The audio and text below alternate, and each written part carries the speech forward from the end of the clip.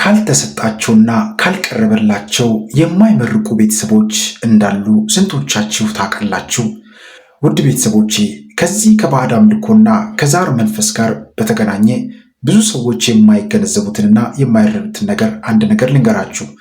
ብዙ ቤተሰቦቻችን የፈለጋችሁትን ነገር ብታቀርቡ፣ የፈለጋችሁትን ነገር ብትሰጡ፣ ቤት ብትሰሩላቸው፣ ገንዘብ ብትሰጧቸው፣ የፈለጋችሁትን ልብስ ብታለብሷቸው በጭራሽ አይመርቋችሁም። ምንም አይነት የምርቃትና የምስጋና ቃል አይናገሩም።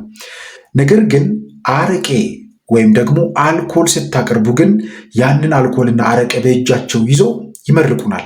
ይሄ ብዙ ጊዜ ከባዕድ አምልኮና ከዛር አምልኮ ጋር ወይም ከዛር መንፈስ አምልኮና ግብር ጋር የተገናኘ ጉዳይ ነው።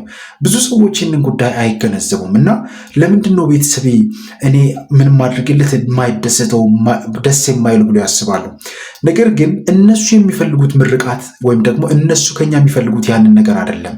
ለመንፈሱ የሚደረገውን ነገርና መንፈሱ የሚፈልገውን ነገር እንድናደርግላቸው ይፈልጋሉ። ይህንን እኔ በግልጽ ያየሁትን ነገር ነው የምነግራችሁ።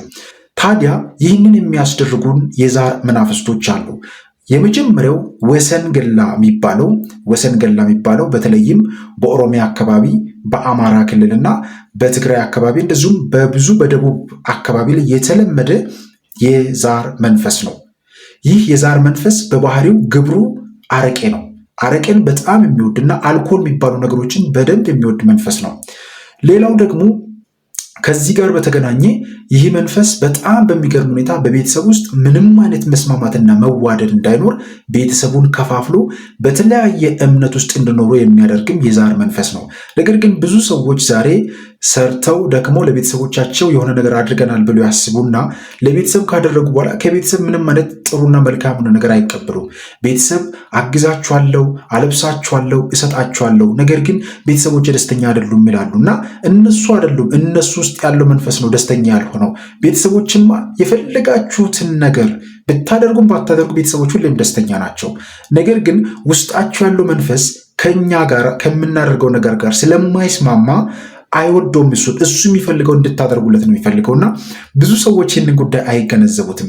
የዛር መንፈስ ምን ያህል በቤተሰቦቻችን ውስጥ መከራና ችግር እያደረሰብን ብዙ ሰዎች ይህንን ጉዳይ አይገነዘቡትም። ስለዚህ ይህን አይነት ነገር ይህንን አይነት ነገር የምታደርጉ ሰዎች በጣም ልትጠነቀቁ ይገባል።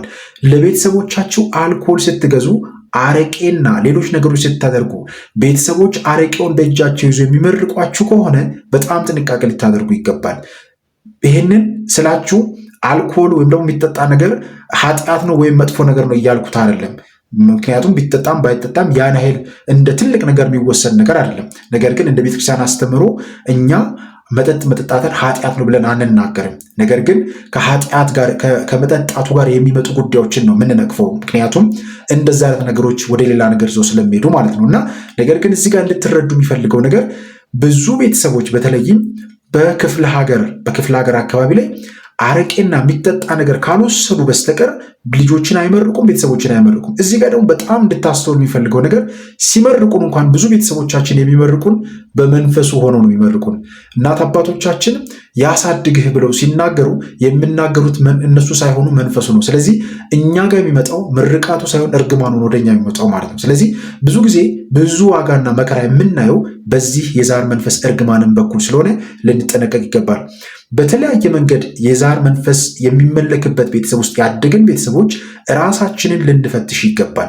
እናት አባቶቻችን ምን ሲያመልኩ ነበረ? እናት አባቶቻችን ለምን ሲገብሩ ነበሩ? እንዴት አደግን? የሚሉ ጥያቄዎች ሁላችንም ኦርቶዶክሳዊ ልንመልሱ የሚገባ ጥያቄ ነው። ዛሬ ብዙ እህት ወንድሞቻችን ሃይማኖታቸውን ቀይረው እንዲወጡ የሚያደርጋቸውም አንዱ የዛር መንፈስ ነው እና እዚህ ላይ ልንነቃ ይገባልና ከዚህ ከአረቄ ጋር በተገናኘ ወሰንገላ የሚባለው መንፈስ ባህሪ አድርጎ የሚያስቀምጥ ነውና ብዙ ሰዎችን በዚህ መንገድ ውስጥ አጥምዶ ብዙ ቤተሰቦችን እድለብስ አድርጎ አባክኖ የሚያስቀር የዛር መንፈስ ነውና በእግዚአብሔር ኃይል ግን ይመታል፣ ይወድቃል። እኛ ወደ እግዚአብሔር ስንቀርብ ይህንን ኮተት አውጥተን ስንጥል እናሸንፋልና ይህንን ሁላችንም ልንገነዘበው የሚገባ ወሳኝ ነገር ነው። ይቆየን። አሜን።